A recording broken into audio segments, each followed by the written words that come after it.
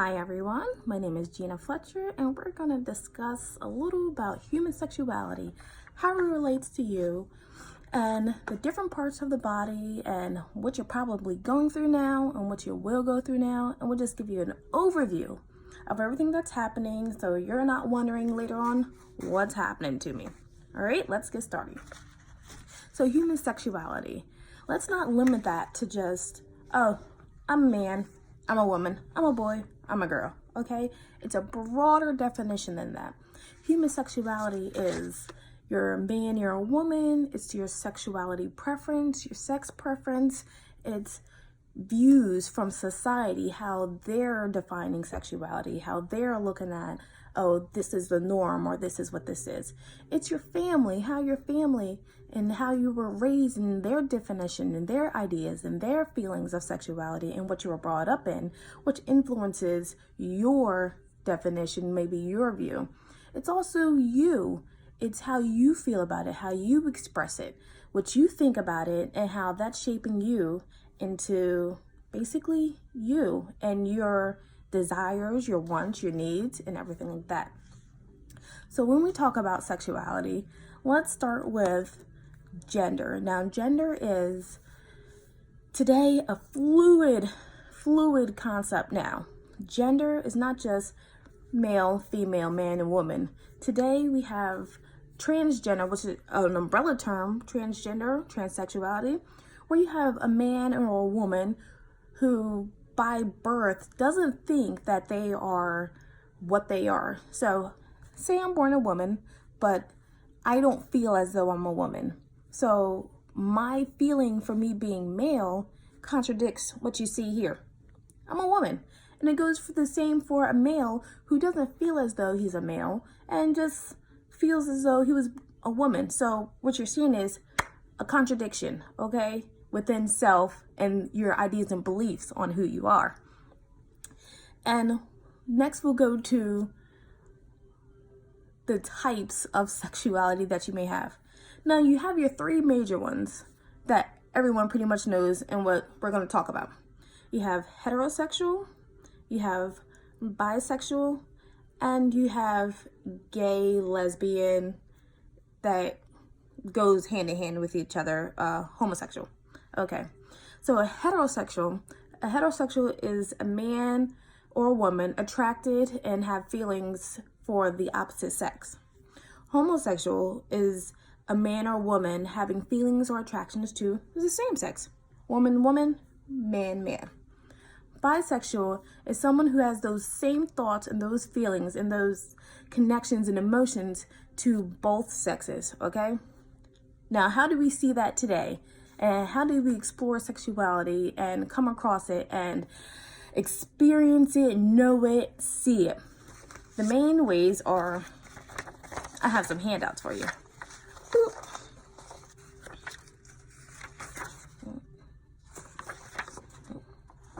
What are these? All right, all of these have one thing in common. They're found on the internet, and they're also social media. Social media for your generation is probably one of the biggest ways in which you see sexuality, and probably one of your first experiences outside of your home, you know, the people that you're surrounded with, your family. So through social media, we'll start with Facebook. Facebook, okay? Facebook has 1 billion users. And this is probably one of your first experiences because let's just say, it's easy to get a Facebook account. Plain and simple. It's easy to get any of these accounts. But outside of this 1 billion, there are 2 billion more platforms aside from Snapchat, Instagram, Twitter, Tinder, Grindr, Coffee and Meeting, Bumblebee. These are things, these are sites, these are apps, these are applications that you use today and that you probably will continue to use in the future that expose you to your first beginnings to ideas of maybe this is possible. You know, I never thought of sexuality being this or that.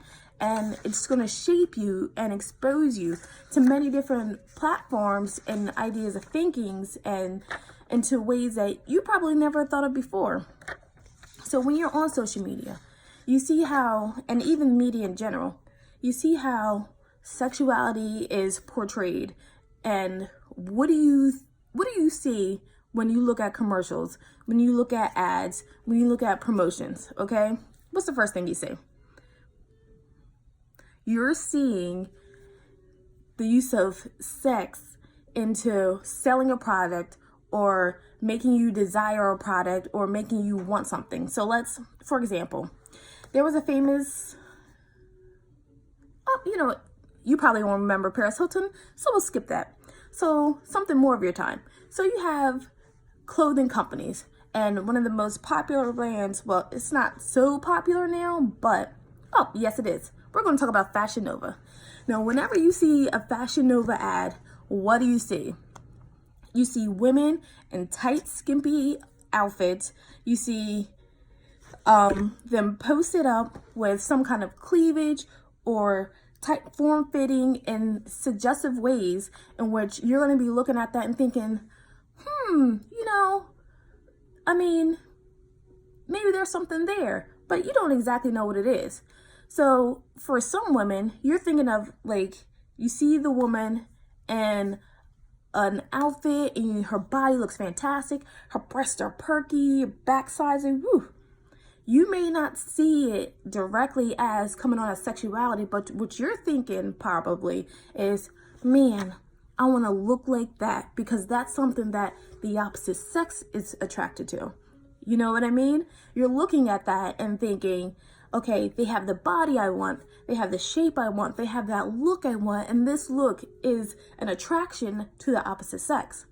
Now, for a man, which more often than not, and let's just go with cars, okay? And even sports. Sports is a great one. When you see commercials advertising sports, beers, cars, any kind of masculine, if you want to say that, masculine thing, what do they use? They use sex to sell, sex to promote, seductiveness. It may not be, oh, we're just going to be blatant, like boop, boop, boop, boop, shimmy, okay? Maybe that's not it. But it can be something as simple as a woman walking by in a bikini or a man topless with abs, rock hard, gleaming in the sun, okay? You notice how when these places want to sell you something or want to promote something, they're not using the normal average body to seduce you. What are they going for? They're going for what's deemed attractive in society. What's going to say, okay, they look good. They're going to promote this. So why not? Why shouldn't I go ahead and do it? Okay? So you get an idea of how social media, the internet, how it plants the seed in you to want to define you, to shape you, to kind of, in a sense, I don't want to say, yes, I do want to say it. They're training you that sexuality product, boom, you're going to get it, you're going to prosper. Okay? So a little history before social media. When you're looking at you defining sexuality, you looking at it, throughout history, it was kind of considered something that was taboo in a sense. If you look at your own family now, do you talk about certain things? Do you talk about the woman's body? Do you talk about the man's body? Do you talk about the feelings? Do you talk about how this plays out, how that plays out in regards to your reproductive systems? Probably not. Because even today, in today's culture, sexuality, the whole idea of it is still a little taboo. But we're moving towards a way in which it's less taboo. It's more open. You're willing to talk about it. You're willing to explore it. And when you look at some cultures in the past, sex was a thing that you experienced as soon as you reached a certain age in your childhood. And this is normal, so bear with me. It was something that was experienced as something normal in your childhood.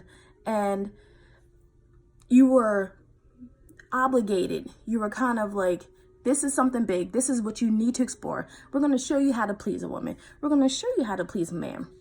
Then you look at other cultures, say the American culture in the 18th century, 19th century, where you can look at old videos or read old scripts where it was kind of let's just steer away from that. We're not going to talk about it. We don't need to see it. If it's not for the purpose of making a baby, what's it for? Okay, you get a little peck on the cheek, mwah, little kissing here, maybe a little hugging. But other than that, we're going to do away with the whole thing. We need to sleep in separate beds, separate rooms. If you look at old movies nowadays, you're probably like, what? Why are they in separate rooms, separate beds? Like, aren't they husband and wife? Don't they, have babies? Well, if you look at that and see that visually, you can see how America or just the world viewed it, okay? There was censorship where there was this idea that, no, you don't do that. This is something we don't do. There's not a baby involved. Like, we don't do it. You'll see where you have a couple and then all of a sudden, bloop, a baby pops out. But what they don't tell you is how the baby got there. So that gives you an idea of what was going on, how it was portrayed, how sex was portrayed, how love, how emotion, how feeling was portrayed. Okay? So next, we're going to talk about the male and the female reproductive organs. Now, excuse me, some of you are familiar with this, okay? Some of you have explored yourself where you're just, and you're at the age where this is common, this is normal. You're going to be looking like, oh, what is that? Oh, something's coming out here. Something's arising there. You know what I mean? You're going to be exploring these ideas. You're going to be exploring self. And you're coming into an age where your hormones are raging, things are happening, you have questions, and I'm going to try and give you an overview of what's happening to describe it in a way that you can understand, where when it comes up, you don't have to be so afraid. You don't have to be so scared of what's happening. You have an idea, and then you're able to, talk to your parents, get a little more insight, all right? And I have some pictures to go along with it. All right, first we're gonna let's start with the female, okay? Because the female is just a little more complicated. It has a little bit more going on. So with the female, the two main reproductive areas and the considered sexual would be your breast and the vaginal area, okay? So let's start with a basic overview of the breast. The breast is the protruding fatty tissue from the chest, okay? We got that out of the way. You see in cleavage, bras, that's what they use to promote everything. So what your breast actually is muscle, and then it's pretty much made out of fat. Now, in that fat, you have mammary glands, which are little glands of fat that connect to the nipple. Now, and this is coming from inside out, okay? On the outside, you have what looks like a big bullseye. So you have a dark area surrounding the nipple, which is called the areola. Now, this dark spot in the middle of that is a nipple, which secretes milk, and the milk is secreted through glands called, I don't even have it, do I? The alveoli glands, okay? So you have, let's go from the outside in. You have the nipple, areola, the alveoli glands. These only produce milk when you have a child, like after childbirth, okay? So you don't have to worry about squirting milk right now. And then you have the mammary glands, what are the fatty tissues that connect to the nipple, okay? And then you have the fat of the breast, you have the muscle connected to the woman's chest, okay?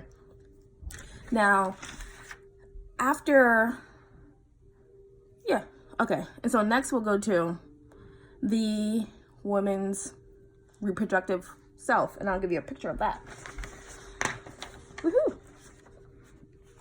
Okay, so outside looking in. So we have a little picture here. Hope you can see that a little bit. So outside looking in, what you're not going to see here, you have the external part of the vagina. So right here, we're going to have our vaginal opening, okay? So covering your vaginal opening, you're going to have the labia majora, the labia minor, and what these do is they enclose the clitoris, the urethral tube, and they're going to cover your vaginal opening. So what you're going to see is, say this is your vagina for all intents and purposes. You have that very outside, okay? That's going to be your labia majora. I know, my pinks are small. Within that, you're going to have this second layer, okay? This is going to be your labia minora. So all of these are different. On different women's, you'll see them. Maybe your labia minora, they're going to be coming out further than your labia majora, but it's normal. Every vagina is different, so don't stress over it. Don't worry about it, okay? You're good. So those are going to be your two layers that are going to cover the clitoris, your urethra, and your vaginal opening, okay? So let's get into all of this. Now, your clitoris is which is not shown here, is the center for sexual arousal. That is the sole purpose of it. Nothing else. That's what's like the biggest stimulator, okay, of sexual arousal. So only function, don't worry about it. When you get closer into it, you're going, this right here, because I know a lot of you young girls, you don't know what's going on, and you're about to get a crash course in it because you're on the verge of having periods, menstruation cycles, which we're going to discuss as well. So your vaginal opening is primarily for the use of where blood flows out during your menstruation, and it's considered your birth canal. This is where babies are going to come out, your menstrual flow, and what happens during arousal, there's lubrication that happens, which eases the ability of the penis to penetrate, okay? You have here your cervix, which is the opening into your uterus. It says womb, but this all up in here, this is your uterus, okay? Now, we as women, we create two hormones, technically three, but we're going to talk about two: estrogen and progesterone, okay? So what estrogen and progesterone, I can't speak right now. Estrogen and progesterone do. Estrogen helps with the female organs, the maturing of them, the forming of them, okay? Progesterone helps with the uterus and your uterus lining to maintain it, okay? That's what its sole purpose is, to maintain it, and it helps to shed it through during your monthly cycle. So here we have two ovaries, okay? And these are your fallopian tubes. You have two of those. During time of ovulation, these ovaries, they're going to release I'm going to say a quote-unquote egg because it does form into that eventually. But they're going to form an egg they're called gametes. These release every single month, okay? These receive every single month. And you see how the fallopian tube isn't directly connected to the ovary. So it's going to release. These little fingers are going to grab it. And that little gamete is going to go do do do do do do do do do do do do do boop boop and travel into the uterus. Now, if semen is not connected to this and it doesn't make contact, form, and like conception, if it doesn't connect to it, what's going to happen is that little gamete, it only survives for 24 hours. 24 hours is your window, that's it. If it isn't used, then what happens is this whole line, it's gonna disintegrate. It's gonna fall apart. Your line is gonna be like, hey, okay, the purpose of this gamete and the sperm is supposed to, I'm supposed to have a baby. That's not happening. So what's gonna happen is this lining of the uterus where the gamete goes, this is all gonna shed out, and it's gonna go through the cervix, pass through the vaginal canal, and then you're gonna repeat this cycle every month, about every 28 days or so, okay? So that's what happens there. Now, for a man, Haha. The man is different. So because you won't be able to see the words, I have it kind of color-coded, okay? So we all know this structure. That's the main structure that you're pretty much going to see. This is the penis. The penis is the shaft, the head, and that's just the base of it, which attaches to the body of the man, okay? In this head is the urethral opening. Your urethra, right here, boop, boop, boop, this green line, connects to the bladder, and it's the source of where urine and semen come out, okay? What do we have after the head? We have the scrotum right here. So the entire thing, this entire circle hanging down, that's your scrotum. Within the scrotum are your testes, okay? And your testes create the sperm and are the source of your hormone production, all right? So you have your scrotum, within you have your testes. In the blue, surrounding your testes are your vas deferens. This little blue thing goes all the way up around the bladder, all right? And this is where this blue tube carries the sperm from the testes to the urethra for ejaculation. All right, so this little ball in the purple, that's going to be your prostate gland, and this is what produces fluid in your semen. And then you have your seminal vesicles, this little boop boop right here, that little orange gland. All right, that produces fluid along with the prostate gland, which makes up the fluid that comes out during ejaculation with the semen. So say, to give you an idea of the ratio, say that much is semen, this much is the prostate fluid, and this much is coming out of your seminal vesicles. All that combined makes up semen. And so the purpose of that is to help with the kind of like have like a buffer in a sense. Now during ejaculation as well, you have Carper's glands, which aren't pictured here, but it's a thick mucus that comes out before ejaculation. And what this does is help the sperm to survive in the female's body. It alkalines it so that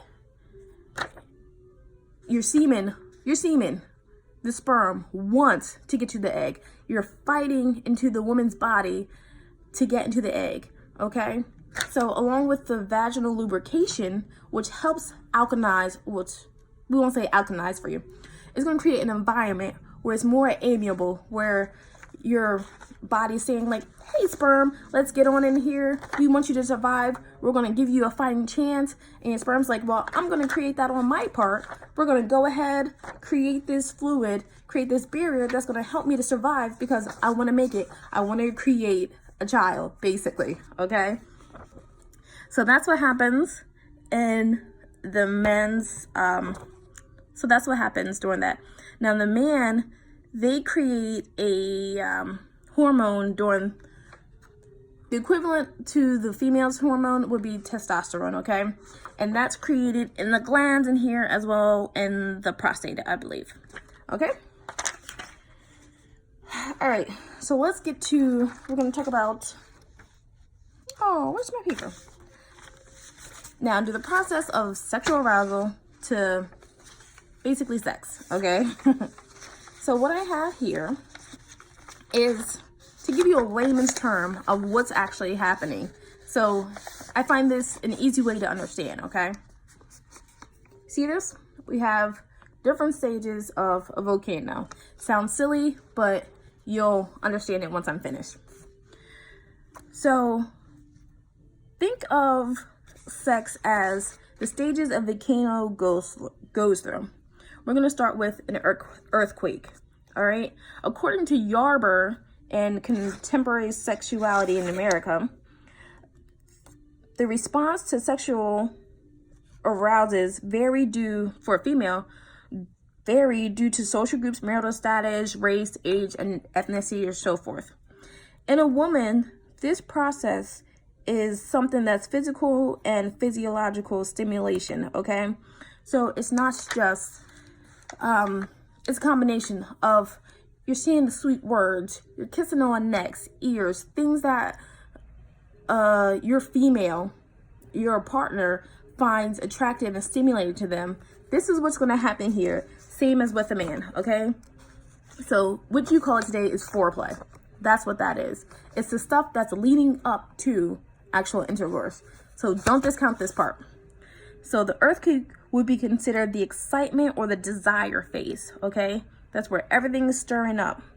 Now, when we go to eruption, the eruption is your it's also considered your excitement phase, but it's also the plateau. This is where you haven't had your orgasm yet, but you're at that point of no return. All right, you're hitting it. You can't go backwards. It's called the ejaculation inevitable for men. Okay, this is a stage where even if you wanted to stop, you didn't want to orgasm. This is the stage in which you can't go back. It's about to happen. Bam. All right, you're about to be like that. Okay. Next, we have the ejection phase. All right, this is your stage of orgasm for both men and women. All right, women, you secrete a fluid too, and to the equivalent of the man producing their ejaculation, their semen coming out through, as we know, the urethra through the head. Okay, that's what's happening in this phase. And your ass phase is your resolution phase. This is after everything's said and done, okay? After you've gone through your excitement, your desire, after you've gone through your plateau phase, after you've gone through the ejaculation phase, this is the last phase. This is where, after all is said and done, it's a period of rest and recovery. That's basically what you're going through, all right? So again, we have the excitement phase. And for a woman, this is going to be seen with this is the time where the vaginal canal is lubricated. That's where that starts to begin. Your vagina expands, your clitoris becomes erect, blood flow comes directly to it, all right? And it's engorged, and bing, bang, boom, you're on your way. For the man, this is where the erection of the penis occurs. Because there is no because there is no bone in the penis, blood flow is going to trigger your penis to stand erect, all right? And that's where your testicles draw to the body and your scrotum begins to smooth, all right? That's what happens during this phase. Now, something that happens commonly, which most men may not realize, for both men and women, this is also the stage where your nipples erect. This goes for men and women. So don't discount that. Just because a man has nipples, yes, they do get aroused. They do get stimulated too. All right? So I hope this gives you a little overview of what's possibly happening with yourself, which you'll probably experience within the next few years if you haven't already. And hopefully you'll be more inclined to ask questions, to explore, to find out information, from someone else into what's actually going on, and create your own ideas for who you are, your preferences, your ideas, and your beliefs. All right?